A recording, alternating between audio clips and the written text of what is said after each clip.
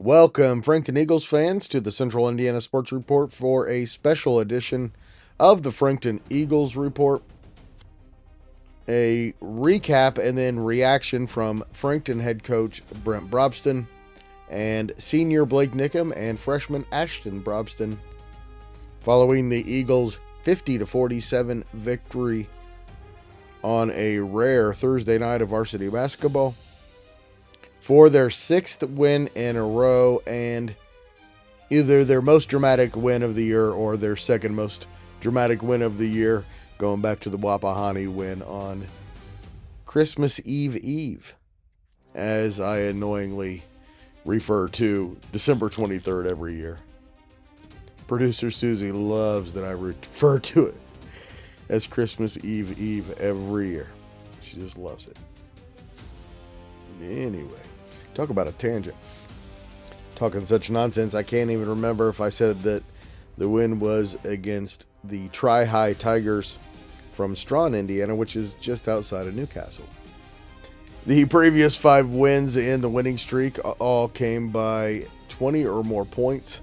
This one, not so. In fact, Frankton trailed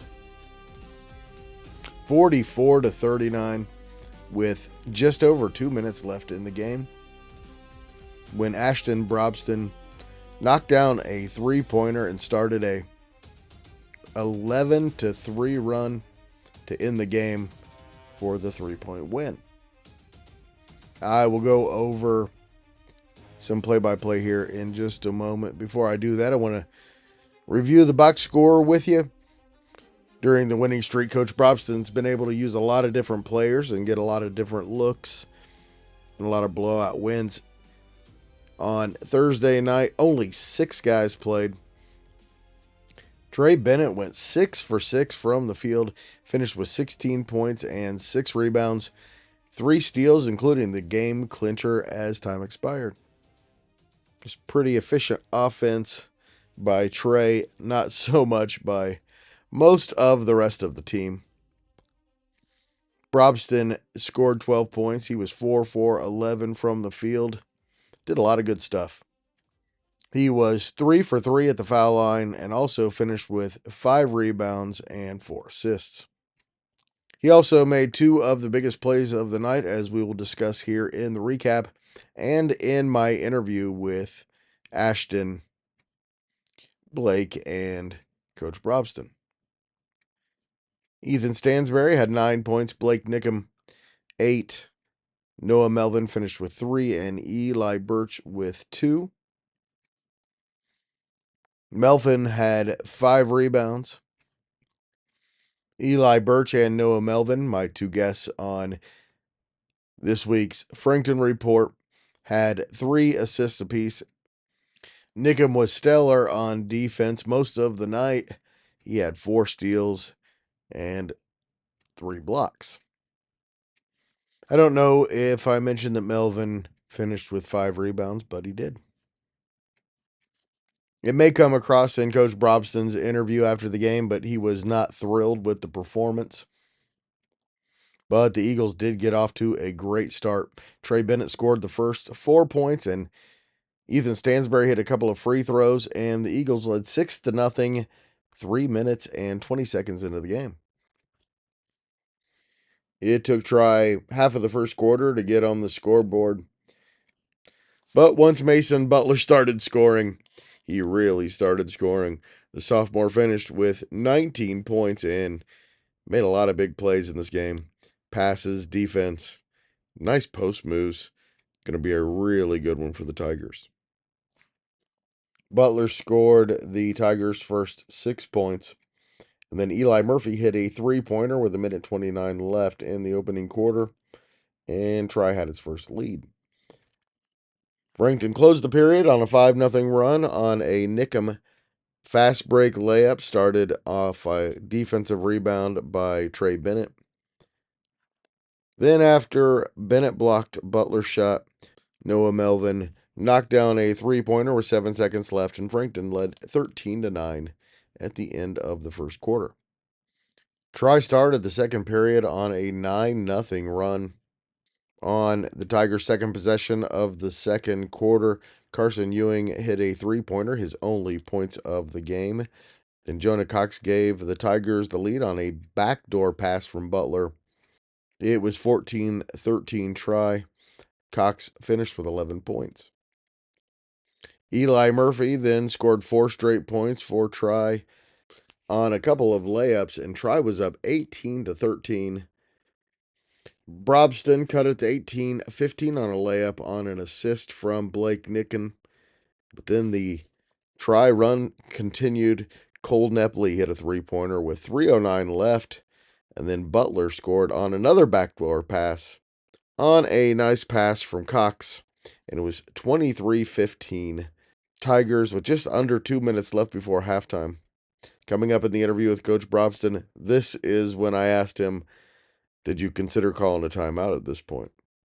It wasn't a bad effort defensively all night, but during this stretch, it was a lot of wide open layups for Try, even a couple that they missed. Down 8, Frankton got back in the game late in the second quarter. Stansberry's pull-up jumper rolled around and in with 1:38. Then after a Niccum steal, Brobston scored on a layup on an assist from Eli Birch. After a Jonah Cox banker and the lane made it 25-19, Nickum's drive with 2 seconds left cut the deficit to 25-21 at the half. Frankton outscored the Tigers 16-12 in the third quarter. It started with an Ethan Stansberry baseline jumper and a Brobston three-point play off a Niccum steal. With 6:29 left in the third, Frankton had cut the deficit to 27-26. Butler scored on a post move, then Stansberry hit a three-pointer on assist from Melvin, and the game was tied, and that would be a trend for the rest of the quarter. Every time one team scored, the other team answered. Try took the lead, 31-29, and then Bennett hit 2 free throws to tie the game at 31. Brobston made a couple of free throws, and Frankton led 33-31, but then Butler scored on a layup to tie the game. Birch made a couple of free throws with 1:01 left, and then Jonah Cox drive to the basket with 43 seconds to go, tied it at 35. Bennett scored on a nice entry pass from Stansberry with 23 seconds left, and then Butler scored with 5 seconds to go, and it was 37-37 heading into the final period. The first 2.5 minutes of the fourth quarter went scoreless, and then it was Frankton that took the lead, 39-37 with 5:37 to go on a Bennett basket. Butler tied it on Try's next possession, and that started a 7-0 run. Cox scored the next 5 with a three-pointer, and then he scored on an inbound pass with 4 minutes and 10 seconds left. Try led 44-39. Probably the biggest shot of the night was a Brobston three-pointer from the corner that cut the lead to 2 points with 2:33 to go. Then Niccum, after making a nice defensive play, went to the line for 2 clutch free throws to tie the game at 44 apiece with 1:36 to go. When Try had its turn at the free throw line, Butler missed a couple of free throws. Then Frankton took a 2-point lead with 49 seconds left on a beautifully executed inbound pass from Brobston to Bennett. I talked to Brent and Ashton Brobston about that play. Bennett and Niccum made a couple of free throws to put the game away. Up 2 with 10 seconds left, Niccum got a steal after he made a free throw. Trey Bennett stepped in a passing lane and hauled in the game-winning steal. Thanks so much for listening. Please do me a huge favor and check out my new daily podcast, Greg and his friends talk sports. We talk Colts, Pacers, Fever, IU, Purdue, IndyCar, Butler, Notre Dame, and of course the Frankton Eagles. Every single day, 10 to 20 minutes-ish. It's gone over it a little bit. My friends and I talk about what Central Indiana sports fans are talking about. I'm a little biased, but I think it's a lot of fun. Please stay tuned for Brent Brobston, Ashton Brobston, and Blake Niccum. Coach, some good, some bad. In the end, enough defense and some clutch free throws.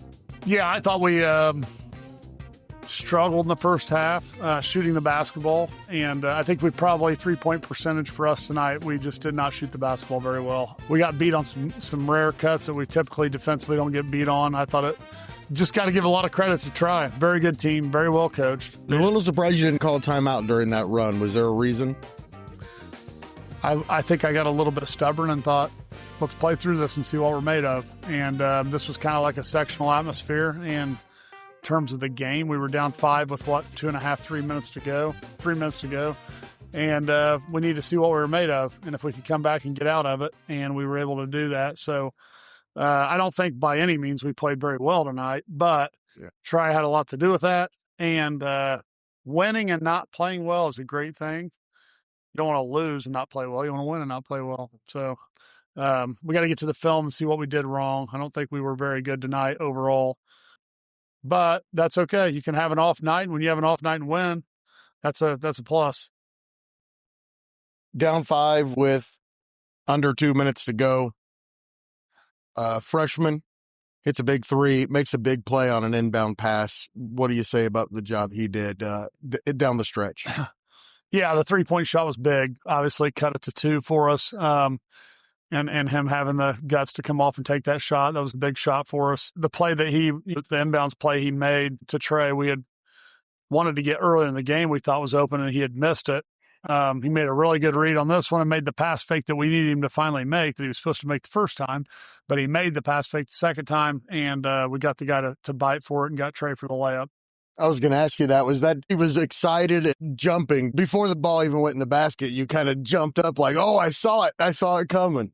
Yeah, I was excited. I knew it would put us up 1, and it just got our whole team going, and I think that was the momentum to take us all the way. And Coach, defense played really well down the stretch. 2 steals to end the game. Yeah, I think down the stretch when we needed to make plays, we made them defensively. But overall, it was an average defensive performance. But Try had a lot to do with that. Again, they ran some really good stuff against us, and they caught us off guard on a few things, which good for us to see. And we just got to get better at it and get ready for the next one.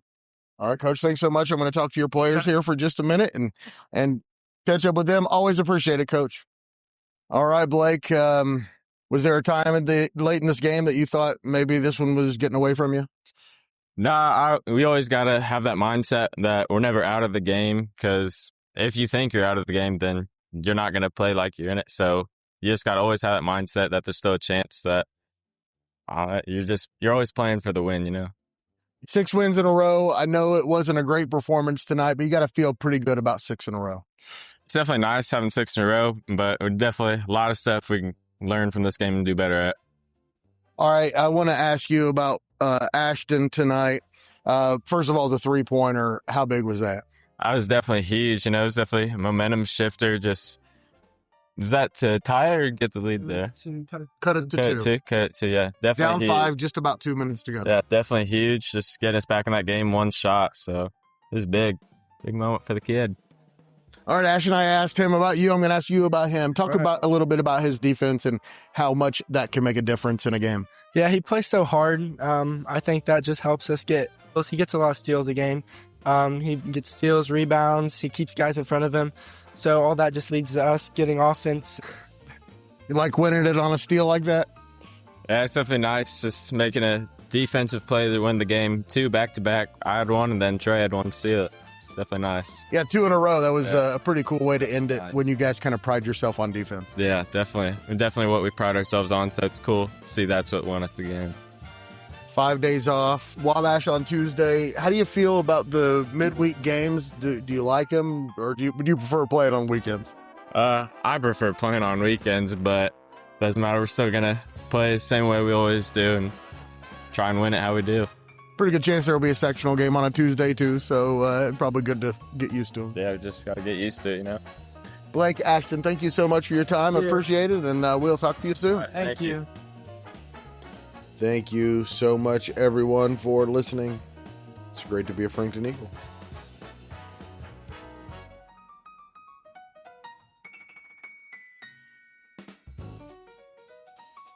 Central Indiana Sports Report is a product of ITG Media, and I love Susie.